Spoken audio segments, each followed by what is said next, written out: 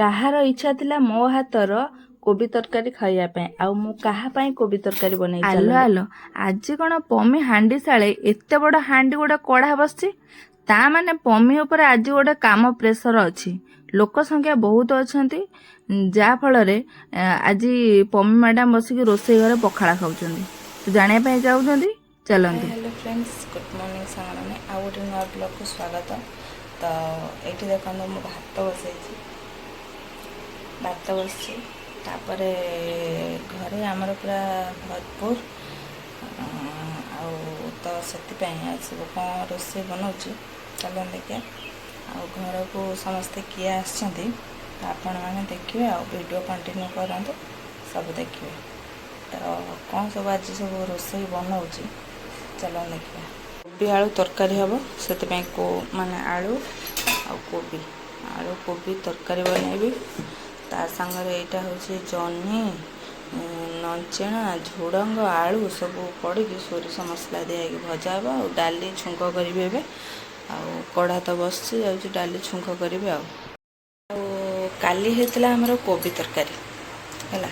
कोबी तरकारी जेहेतु होता काली रात आसिकी पहुँचले आमर माई शाशु आसिक पहुँचले। तो सी तरकारी खाई सारापर आज मैंने राति कहले कहले तू खाली मत कोबी तरकारी बनईकी करके दबु मु भात रांधिबु गरम भात कोबी तरकारी मु खाइकी घर को जीवी है। तो से स्पेशल तांको पाई कोबी तरकारीटा मु बनईबी है। तो चलतु डेरी करियानी रोसे स्टार्ट करदबा जल्दी रोसे साइले समस्ते खाइबे। डाली छुंका भात हो गला गाड़ी भी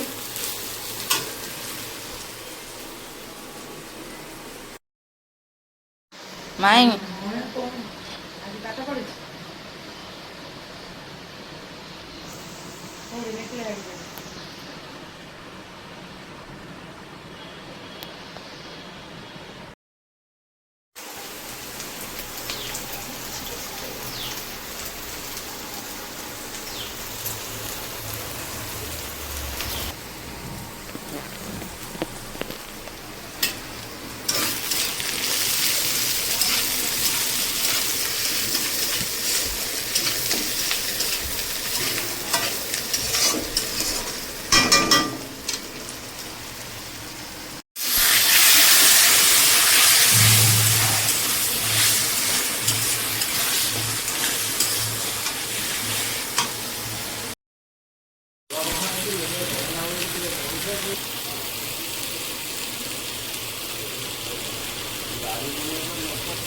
फाइनाली सांग मैंने मोर कोबी तरकारी हो गला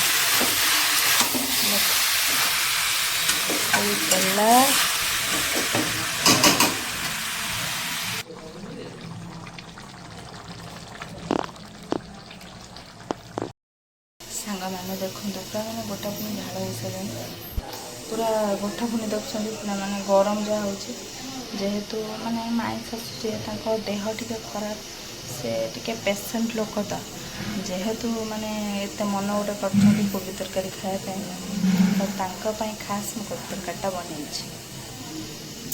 सरीगला खाली भजाटा हो सारापर जाने जहाँ हम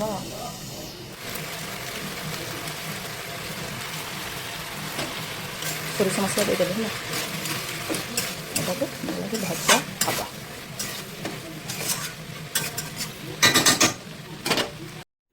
फाइनाली सांग मैंने मोर रोसईवास सरीगला एबे समस्त को खाइबा को दबा। तो आपण मैंने वीडियो जहाँ को देखुंत एमाने होउचंती मो ससुर तीन ससुर। तो से माने आज तीन भाई माने एकाठी होइचंती। तो मु एठी लुचि लुचि खाया दे सारा पर वीडियो टी बनै दूची आउ। तो ये आपण मैंने जहाँ देखुंत ये होउचंती आम माई शाशु से देह टी असुस्थ अच्छी से चेयर उपर बस खाऊंट आ। तो ठंडा औषध अच्छे गोटे खाईदेबू आप मोर कतरा खाइबू